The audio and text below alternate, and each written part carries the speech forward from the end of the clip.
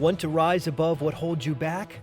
These are the stories of those fighting that battle. It might also be the story of you. I'm Dan Waldschmidt, author of Edgy Conversations and strategist of billion-dollar companies all over the world.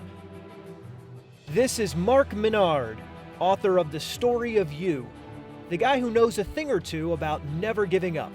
You're listening to Elevating Beyond.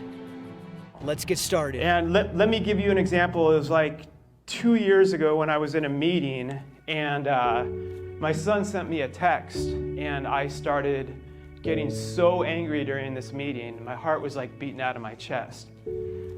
And so you're wondering, okay, why, Mark? What did he do? Well, normally I'm not on my phone. Like if I'm in a meeting, I put my phone down, I'm giving my full attention, but my phone is going off and off. It's like 30 texts. And I look, and my son's like, call me, please call me. He's 17. So I tell the person, I'm like, I'm so sorry. I have to make sure this isn't an emergency.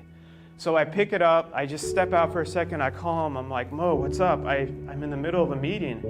And he's like, oh, Dad, randomly, we're having 9 people over from the football team tonight. Wasn't planned, he didn't say that in the text. We need you to order us pizza. And I even replied, I'm like, okay, I'll be done in like 30 minutes with this meeting, and then I'll be happy to order you guys pizza. And even in my head, I was like, unbelievable. But anyway, that was, and he writes back, fine. And I'm like, I can feel my pulse right now, just sharing this.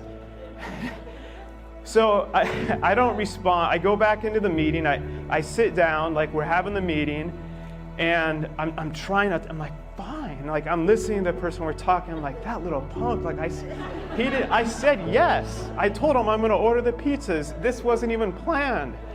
And like I get through the meeting, and I'm just like, okay, thank you so much, have an awesome. And I'm like, I'm boiling at this point. I'm like ready to call him and go off.